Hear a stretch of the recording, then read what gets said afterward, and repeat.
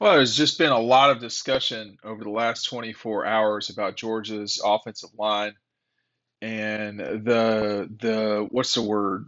The optimism, the hope, the the confidence in this group of I don't know, 10 guys, maybe eight, something like that. It's starting to look like this is a very good offensive line unit. Um, Folks are very positive. One note that we had in our premium report about this over on Dog Post was about how athletic the offensive line was, and you know that is something that matters a lot. Here's the direct quote from someone that I spoke with that was at the scrimmage and tends to be at these scrimmages a lot. Man, the offensive line was so athletic today. If they're as good as they were today, we're going to score a lot of points. A lot. Stetson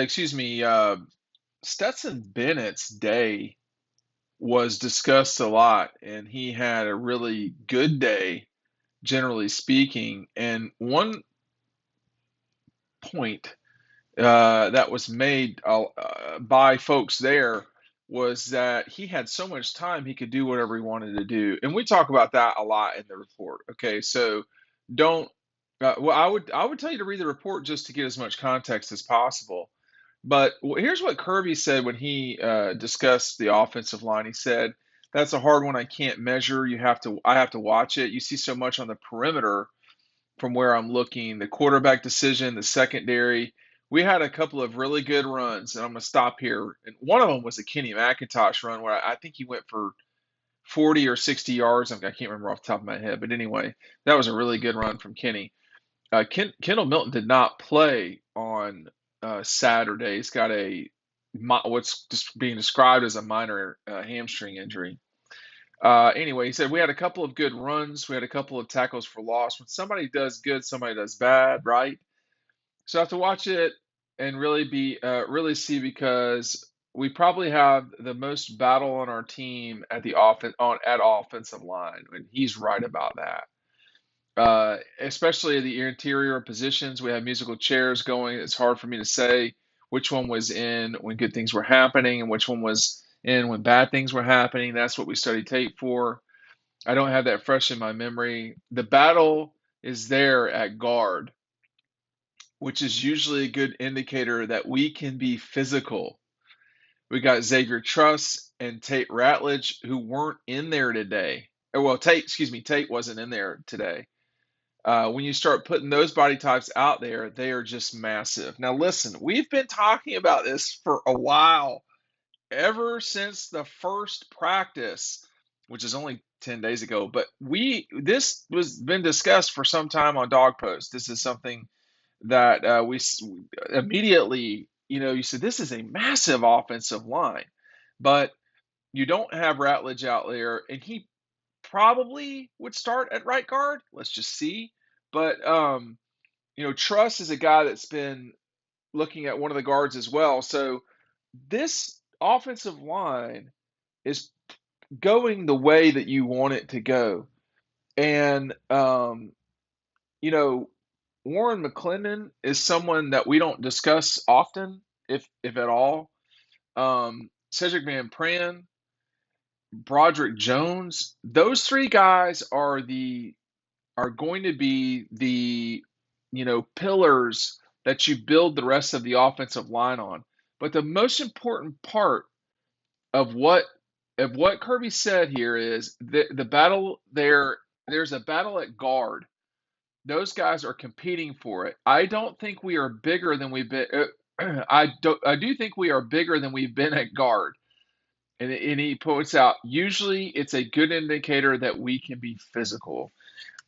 They're going to be physical and they're going to hurt people with that offensive line. Make sure you're picking up DAWGSTRUCTION today, and you get your the 2022 season preview included with it. Annual subscribers at Dog Post are getting this for free. They don't have to do anything. I'm mailing it out to all of them, and I'm going to run out of these probably maybe not this week, but quickly.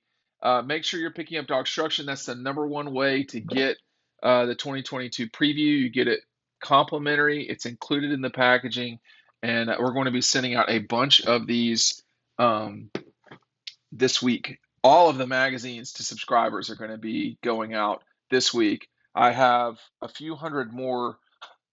You should see the pile down here. I have a few hundred more that I need to stuff. So that's what's been taking so long this weekend for me to get done. But that's not your problem. That's my problem. Um,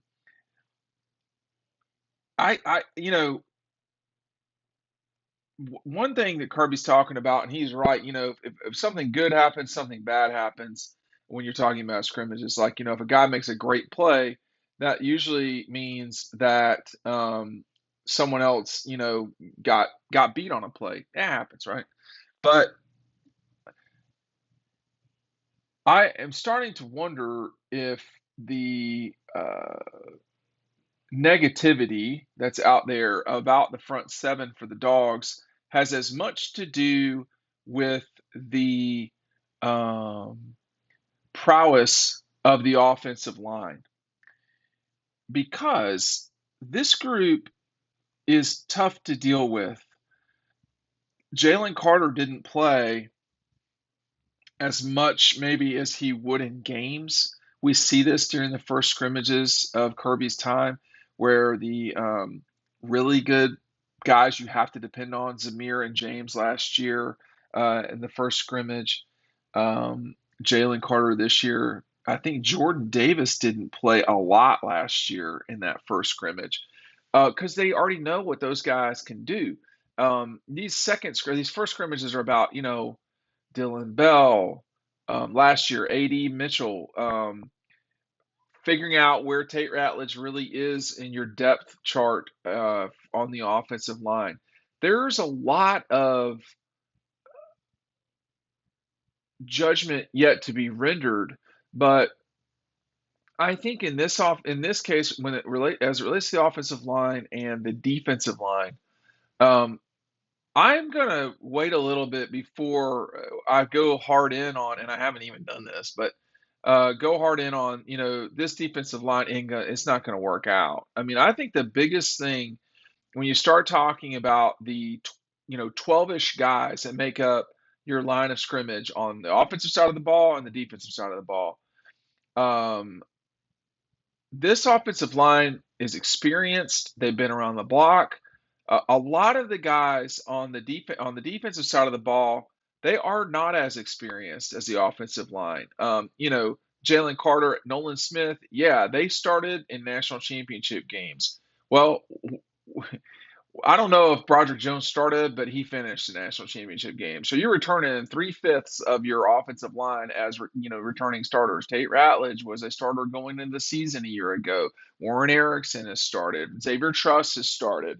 I can continue, but my point is, on the defensive side of the ball, you can't really say that about Zion Logue or Stackhouse, Brinson, Ingram, Dawkins, and Jefferson. These are not guys that have played in big moments.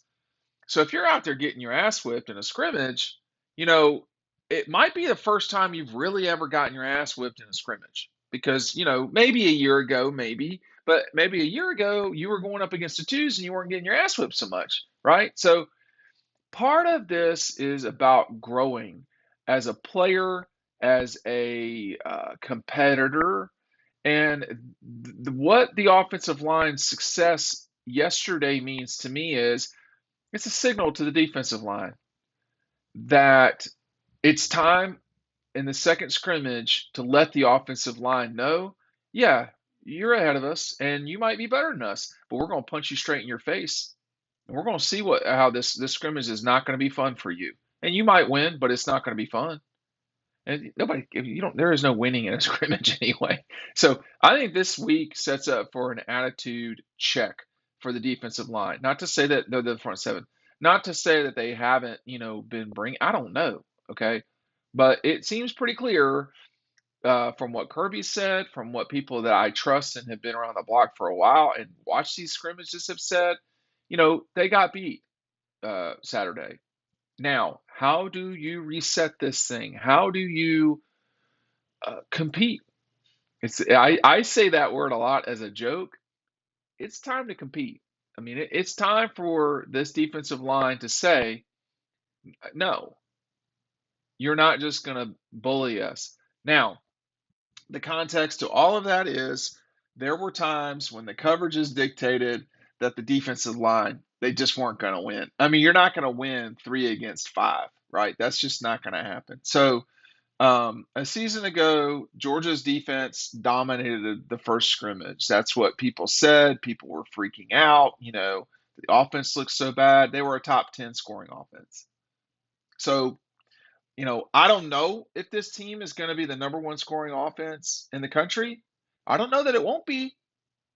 And then let's just say the defense is a top 10 defense again. Well, then are we panicking and the hyperventilating for no reason? I would say so. But this is what Georgia people do, and they're really good at it. Hey, we'll see you on the website. Thanks for watching.